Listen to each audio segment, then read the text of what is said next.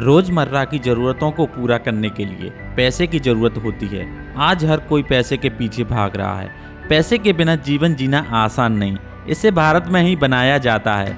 भारतीय रुपए सिर्फ भारत सरकार के प्रिंटिंग प्रेस में ही छापे जाते हैं। लेकिन क्या आप जानते हैं कि भारत के द्वारा असली नोटों को कैसे छापा जाता है?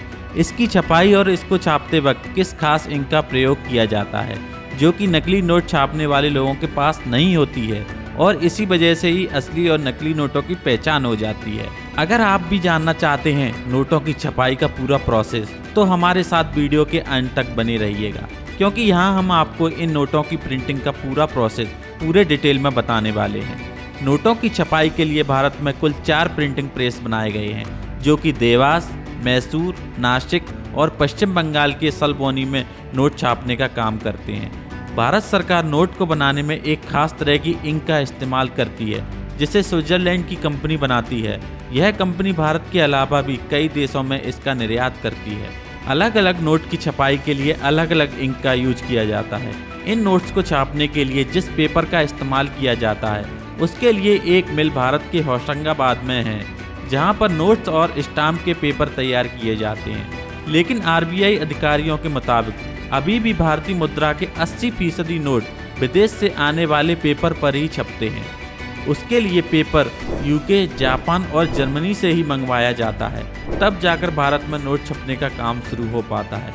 नोट छापने की बात करें तो ब्रिटिश सरकार ने साल 1862 में पहला नोट छापा था, जिसे यूके की एक कंपनी के द्वारा छापा गया था। फिर उसके बाद सन 1920 में ब्रिटिश सरकार ने भारत में नोटों को छापने का फैसला कर लिया और नोट छापना शुरू कर दिया। लेकिन क्या आप जानते हैं नोट छापने में भारत सरकार का कितना खर्चा हो जाता है? ये सवाल सबके दिमाग में आ ही जाता है। साल 2018 में 2000 के एक नोट को छापने के लिए लगभग 4 रुपये का खर्चा आता था, लेकिन बाद में ये घटकर 3.5 रुपये हो गया था। पहले पुराने 500 के नोट को छापने में 3 रुपये का खर्चा आता था, वहीं अब 500 के नोट को छापने में लगभग 2.5 रुपये का खर्चा आता है। समय के साथ धीरे धीरे पैसे छापने का खर्चा थोड़ा कम हो गया है। वैसे आपको यह सुनकर शायद थोड़ा आश्चर्य होगा कि 10 रुपये के नोट को छापने का खर्चा सबसे ज़्यादा होता है। अब हम बात करेंगे 2 रुपये और 5 रुपये के नोट की छपाई की, तो हाल फिलहाल में इन नोटों की छपाई को बंद कर दिया गया है, क्योंकि इनकी छपाई और सर्विसिंग में जितना खर्च आ रहा था वो इनकी कीमत से कई ज़्यादा का था। अब जानते हैं कि भारत सरकार विदेश से आए इन कागज़ों से नोटों की छपाई कैसे करती है। छपाई में सबसे पहले इन कागज़ों को मशीन में लगाया जाता है और उसके बाद यह पट्टी लगाई जाती है, जिसे देखकर ही लोग अक्सर यह पता करते हैं कि नोट असली है या नकली। उसके बाद आर्ट वर्क, ग्राफिक डिजाइन और सभी सिक्योरिटी फीचर्स को मिलाकर एक परफेक्ट नोट का डिजाइन इसी स्टेज में बनाया जाता है। इसके बाद अलग अलग इंक का उपयोग करके नोट को छापा जाता है। इसमें अलग अलग इंक का उपयोग अलग अलग उद्देश्य के लिए किया जाता है। नोट को छापने के लिए 3 इंक का उपयोग किया जाता है।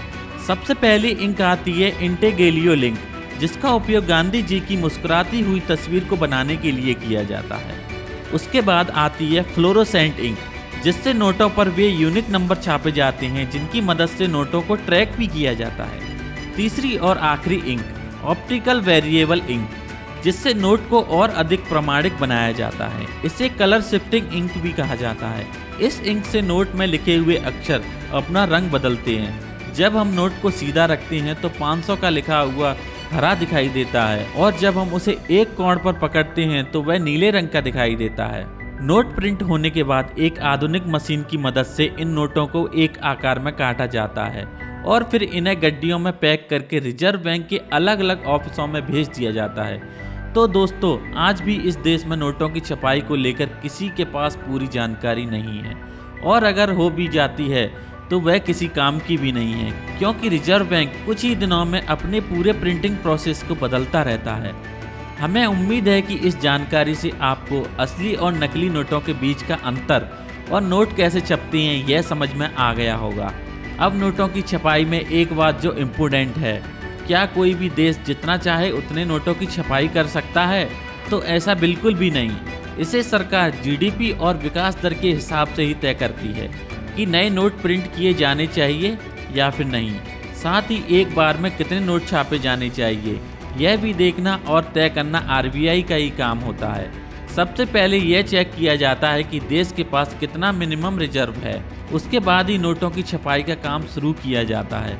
आरबीआई को यह अधिकार होता है कि वह अपने रिजर्व बैंक में हमेशा 200 करोड़ की संपत्ति रखे और इसके बाद ही आरबीआई सरकार की परमिशन के बाद नोट छाप सकती है। अगर आरबीआई चाहे तो 10,000 का नोट भी छाप सकती है।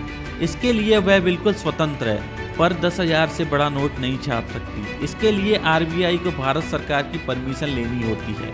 अब आइए जानते हैं कि अगर किसी देश में बिना किसी गाइडलाइंस को फॉलो किए बिना अगर नोट छाप दिए जाएं तो फिर क्या होगा। अगर ऐसा किया जाता है तो उससे उस देश की गरीबी तो दूर नहीं होगी, उल्टा उस देश की करेंसी जरूर डिवैल्यू हो जाएगी। उस देश की अर्थव्यवस्था तुरंत नीचे गिर जाएगी। साथ ही वहां पर महंगाई भी काफ़ी हद तक बढ़ जाएगी, क्योंकि अगर सरकार के द्वारा बिना कुछ नियमों का पालन किए बिना ज़्यादा नोट छाप दिए जाएंगे तो लोगों के पास पैसे तो ज़्यादा हो जाएंगे, लेकिन उनकी ज़रूरतों के हिसाब से सामान तो उतना ही रहेगा। ऐसे में जिसके पास बहुत ज़्यादा पैसे होंगे वो दोगुनी कीमत देकर भी अपनी ज़रूरत का सामान खरीदने की कोशिश करेगा, जिस वजह से सामान की कीमत बढ़ जाएगी और बाज़ार में महंगाई भी बेवजह बढ़ जाएगी।